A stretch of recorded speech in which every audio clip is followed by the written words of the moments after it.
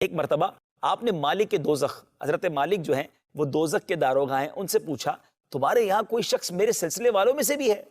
انہوں نے کہا جو کوئی آپ کے ساتھ نسبت رکھتا ہو اس کے رکھنے کا مجھ کو حکم ہی نہیں ہے۔ اللہ، یہ بات ہے نسبت والوں کی۔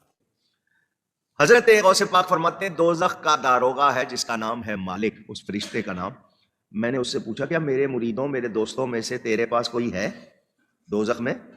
اس نے کہا مجھے اپنے پروردگار کی قسم کہ آپ کے مریدوں میں سے کوئی بھی نہیں ہے، کوئی بھی نہیں۔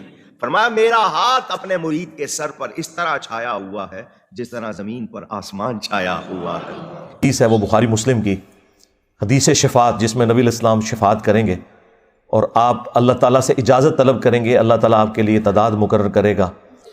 بخاری مسلم میں آتا ہے کہ جب میں آخری دفعہ جہنم کی طرف جاؤں گا اپنے امتیوں کو جہنم سے نکالنے کے لیے اللہ تعالیٰ کے اذن سے، تو داروغہ جہنم سیدنا مالک علیہ السلام کہیں گے کہ یا رسول اللہ اب آپ کا کوئی امتی بھی جہنم میں نہیں ہے سوائے اس شخص کے کہ جسے قرآن نے روک رکھا ہے، اور وہ کبھی بھی اب جنت میں نہیں جا سکے گا جسے قرآن نے روک لیا۔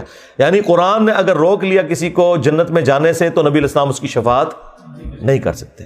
اور قرآن نے کسے روکا ہے؟ انہ من یشرک باللہ فقد حرم اللہ علیہ الجنہ ومأواہ النار وما للظالمین من انصار۔ بے شک جس نے اللہ کے ساتھ شرک کیا اللہ نے اس پہ جنت حرام کر دی ہے، اس کا ٹھکانہ جہنم ہے اور وہاں اس کا کوئی مددگار نہیں ہوگا۔ حتیٰ کہ سید الاولین والآخرین، شفیع المذنبین، رحمت للعالمین، خاتم النبیین، سیدنا و مولانا امام اعظم محمد رسول اللہ صلی اللہ علیہ وآلہ وسلم بھی اس کے کچھ کام نہیں آئیں گے۔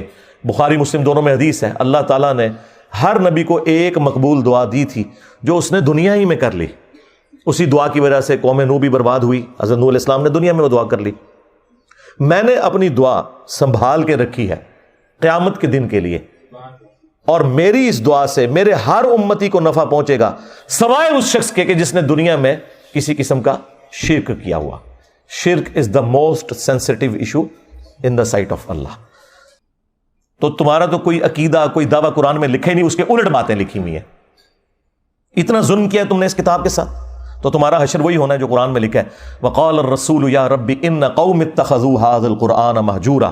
رسول اللہ قیامت کے دن شکایت کریں گے کہ اے اللہ میری امت نے قرآن کو پیٹھ کے پیچھے ڈال دیا تھا، ہمیں صرف شفاعت والا ورژن بتایا گیا جو حق ہے، لیکن جو شکایت لگنی ہے کہ قرآن کو پیٹھ کے پیچھے ڈال دیا تھا وہ نہیں ہمیں بتایا گیا، اور پریکٹیکلی ہمیں نظر آ رہا ہے کہ قرآن کو پیٹھ کے پیچھے ڈال دیا گیا۔ اور نبی صلی اللہ علیہ وآلہ وسلم کو اس چیز کا غم ہے کہ مجھے قیامت کے دن اپنی امت کے خلاف گواہی دینی پڑ جائے گی کیونکہ انہوں نے قرآن چھوڑ دیا۔ صحیح بخاری اور صحیح مسلم دونوں میں یہ حدیث موجود ہے۔ عبداللہ ابن مسعود رضی اللہ تعالیٰ عنہ کہتے ہیں کہ ایک دن نبی صلی اللہ علیہ وآلہ وسلم ممبر پر بیٹھے ہوئے تھے تو آپ نے مجھے آواز دی کہ عبداللہ ہمارے قریب آؤ اور ہمیں قرآن سناؤ۔ تو کہتے ہیں میں نے کہا یا رسول اللہ قرآن تو آپ پہ نازل ہوا ہے، میں آپ کو قرآن سناؤں؟ تو آپ نے فرمایا کہ مجھے لوگوں سے سن کر لطف محسوس ہوتا ہے۔ تو عبداللہ ابن مسعود رضی اللہ تعالیٰ عنہ کہتے ہیں کہ میں نے نبی صلی اللہ علیہ وآلہ وسلم کے حکم پر سورۃ النساء کی تلاوت کرنا شروع کی، اور میں جب آیت نمبر 41 پہ پہنچا، آپ اندازہ کریں نبی صلی اللہ علیہ وآلہ وسلم نے آلموسٹ یہ 6 رکوع ہیں جو تلاوت سنی ہے۔ تو 41 نمبر آیت پہ جب میں پہنچا فَكَيْفَ إِذَا جِئْنَا مِن كُلِّ أُمَّةٍ بِشَهِيدٍ، تو وہ کیا وقت ہوگا کہ جب ہم ہر امت میں سے ایک گواہ کو یعنی وقت کے پیغمبر کو اٹھائیں گے، کس لیے؟ تاکہ وہ اہل ایمان کے حق میں گواہی دے اور جو ان کے مخالفین تھے ان کے خلاف گواہی دے۔ وَجِئْنَا بِكَ عَلَىٰ هَٰؤُلَاءِ شَهِيدًا، اور اے نبی ہم تمہیں گواہ اٹھائیں گے ان کے اوپر، ان مشرکین عرب کے اوپر جنہوں نے آپ کی مخالفت کی، ان کے خلاف گواہی دینے کے لیے آپ کو جب اٹھائیں گے۔ یہ آیت سورہ النساء کی آیت نمبر 41 جب پڑھی حضرت عبداللہ ابن مسعود رضی اللہ تعالیٰ عنہ نے، تو بخاری مسلم کے الفاظ ہیں کہ نبی علیہ السلام نے کہا کہ عبداللہ بس کرو، عبداللہ بس کرو۔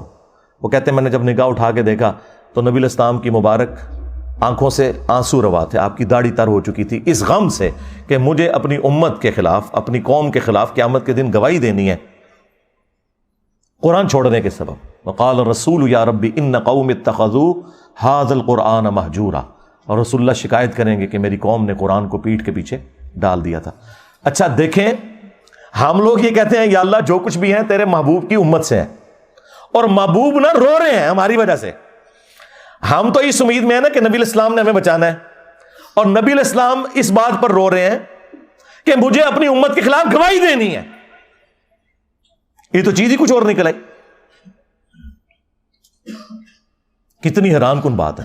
یعنی اس کا مطلب ہے عقل نہ ہوئے تھے موجیں ہی موجاں، عقل ہوئے تھے سوچیں ہی سوچا۔ نبی علیہ السلام کو چونکہ پتا تھا کہ آخرت کا معاملہ کتنا سخت ہے، آپ تو رو رہے ہیں کہ یہ تو رگڑے جائیں گے، اللہ تعالیٰ نے جب اٹھانا ہے تو اللہ کا تو کوئی رشتہ دار نہیں ہے، اور مجھے اللہ نے جب گواہی کے لیے تو نبی علیہ السلام نے تو جھوٹ نہیں بولنا، بتا دینا ہے کہ امت نے کیا کیا ہے، اور امت کہہ رہی ہے جو کچھ بھی ہے تیرے محبوب کی امت سے ہیں۔ تو محبوب سے بھی پوچھ لو انہوں نے آپ کے ساتھ کیا کرنا ہے۔